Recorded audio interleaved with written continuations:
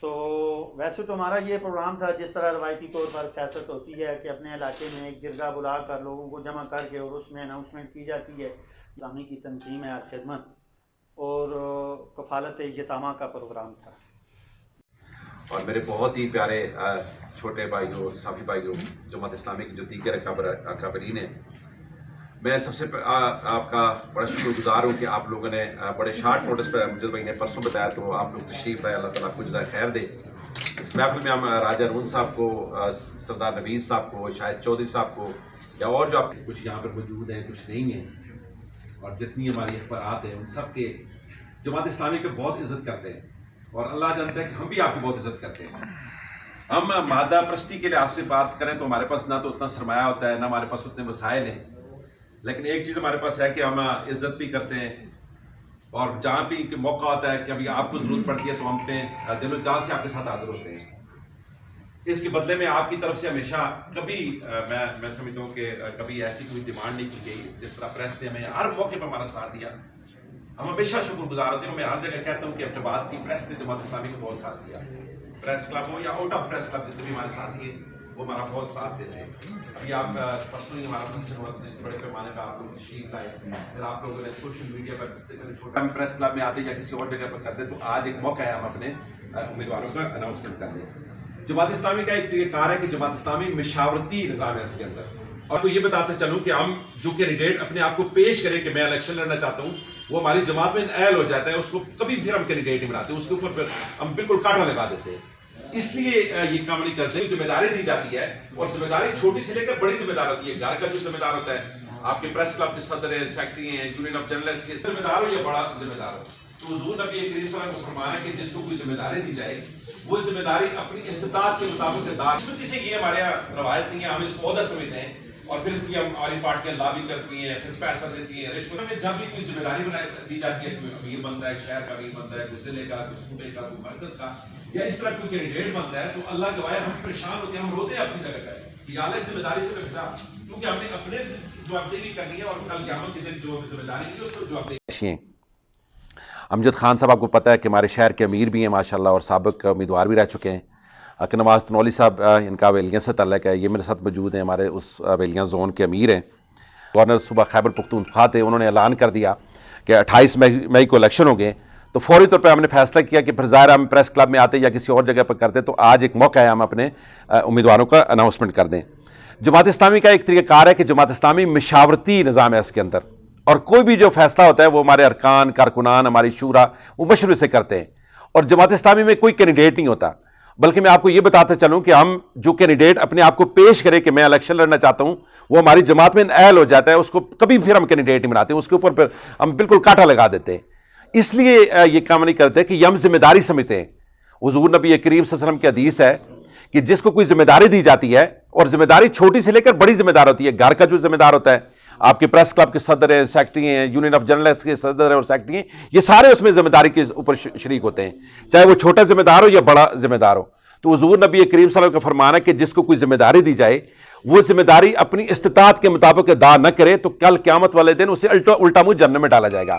بدقسمتی سے یہ ہمارے یہاں روایت نہیں ہے، ہم اس کو عہدہ سمجھتے ہیں، اور پھر اس کے لیے ہماری پارٹیاں لابی کرتی ہیں، پھر پیسہ دیتی ہیں، رشوت دیتی ہیں، خرید و فروخت ہوتا ہے، اور اس لیے پھر برکت پیدا نہیں ہوتی۔ جماعت اسلامی میں جب بھی کوئی ذمہ داری دی جاتی ہے، کوئی امیر بنتا ہے، شہر کا امیر بنتا ہے، کوئی ضلع کا، کوئی صوبے کا، کوئی مرکز کا، یا اس طرح کوئی کینڈیڈیٹ بنتا ہے، تو اللہ گواہ ہم پریشان ہوتے ہیں، ہم روتے ہیں اپنی جگہ پہ کہ یا اللہ اس ذمہ داری سے میں بچا، کیونکہ ہم نے اپنے جوابدہی بھی کرنی ہے، اور کل قیامت کے دن جو ہمیں ذمہ داری ملی اس کا بھی جوابدہی کو نہیں ہے۔ اس لیے ہمیں خوشیاں نہیں مناتے ہم، بلکہ اس پہ ہمیں لوگ صبر کی تلقین کرتے ہیں، ہمیں آخر ہمارے ساتھ تعزیت کرتے ہیں جو دوسرے ساتھی ہوتے ہیں جب ہمیں کوئی ذمہ داری ملتی ہے۔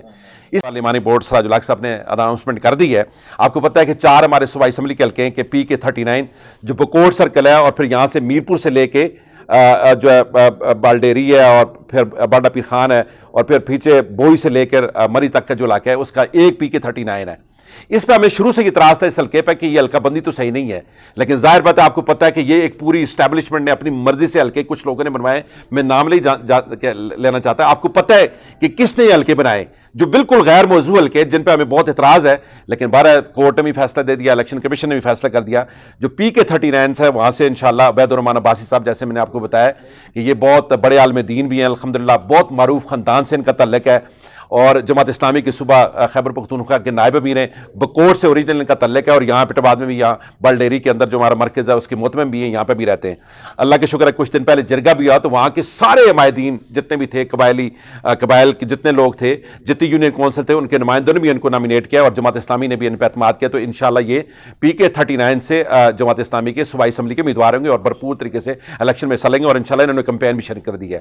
ماہرین معاشیات کی ایک ٹیم ہے جن کے پاس پورا پلان ہے کہ اس ملک کو ہم کس طرح بنان سے نکالیں گے، سودی نظام کو ختم کریں گے، عیاشیاں ختم کریں گے انشاءاللہ، اور یہ جو پروٹوکول ہے اس کو ختم کریں گے. اور پوری دنیا نے اس طرح ترقی کی ہے، سادگی سے ترقی کی ہے. تو مجھے امید ہے کہ انشاءاللہ اس دفعہ عوام جو ہے وہ جماعت اسلامی کو موقع دیں گے، ترازو کو موقع دیں گے. اور آپ نے دیکھا کہ جس طرح کراچی کے لوگوں نے جماعت اسلامی پہ اعتماد کیا، اس کے بعد پورے پاکستان، اور یہ واحد حال ہے، ان ساری پارٹیوں کو لوگوں نے دیکھ لیا، صرف جماعت اسلامی رہتی ہے. جماعت اسلامی کے لوگ اس دفعہ آزمائیں انشاءاللہ، ہم ڈیلیور کریں گے. اور خاص کر اس ایبٹ آباد کے اندر آپ دیکھیں نا کہ پچھلے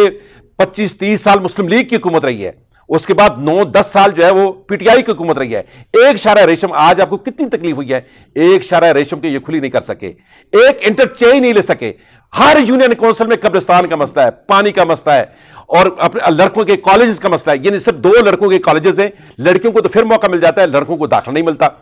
تو یہ صحت کے مسائل کا دیکھیں کہ DHQ کیا صورتحال ہے، کمپلیکس کی کیا صورتحال ہے، کرپشن اپنے عروج پہ ہے، سارے جو ہے اس میں اپنی کرپشن کر رہے ہیں. تو اس ایبٹ آباد کو بھی یہ دونوں پارٹیاں ٹھیک نہیں کر سکیں. میں سمجھتا ہوں انشاءاللہ ایبٹ آباد میں اگر عوام نے ہمیں موقع دیا، ترازو پہ مور لگائی، ہمارے ان ساتھیوں کو لوگوں نے آگے لایا، تو انشاءاللہ اس ایبٹ آباد کو، جو جس طرح اس کا نام ایبٹ آباد ہے اور جس طرح ایک خوبصورت شہر تھا، اور ہم نے کہا تھا کہ اس تو جس طرح میرا الیکشن کے دوران بھی جو میئر کا الیکشن تھا، ہم نے ایک نعرہ دیا تھا کہ اللہ نے ہمیں موقع دیا تو اس کو استنبول جیسا خوبصورت شہر بنائیں گے، اور ہم بنا سکتے ہیں انشاءاللہ. ہمارا بعد میں جماعت اسلامی کے دست و بازو بنے ہیں. جماعت اسلامی کو ہمیشہ آپ نے سکرین کے سامنے دکھایا ہے، آؤٹ آف سکرین آپ نے نہیں کیا ہے. تو مجھے امید ہے کہ آپ انشاءاللہ اس سے بھی بڑھ کے جو ہے نا آگے بڑھیں گے اور حق اور سچ کا ساتھ دیں گے، اپنے اس علاقے کی ترقی کے لیے، اپنے اس ڈسٹرکٹ کی ترقی کے لیے، اپنے اس علاقے کی ترقی کے لیے. دیکھیں یہاں نوید اکرم بھائی عموماً ہر مجلس میں موجود ہوتے ہیں، آج نہیں ہے، شاید کل وہ بکوٹ میں تھے، تو آج بھی وہاں گاؤں میں ہی ہیں. دیکھیں میں جس علاقے کا رہائشی ہوں، ابھی تو ہمارے ساتھ، کیونکہ بالڈیری میں بھی میں رہتا ہوں، مقدس ٹاؤن میں، تو یہ ایریا بھی ہماری 3 UCs ہیں، اس کا حال بھی برا حال ہے، شہر کے ساتھ تھا. لیکن جو ہمارا PK39 کا سرکل بکوٹ کا ایریا ہے، وہ خیرہ گلی سے لے کر گڑھی حبیب اللہ تک جو 8 UCs ہیں. ہمارا جو مین روڈ ہے جو نتھیا گلی سے منجومہ تک جو روڈ ہے، اللہ اس دفعہ نکلے ہیں اور ہم بھرپور الیکشن انشاءاللہ لڑیں گے. اور پھر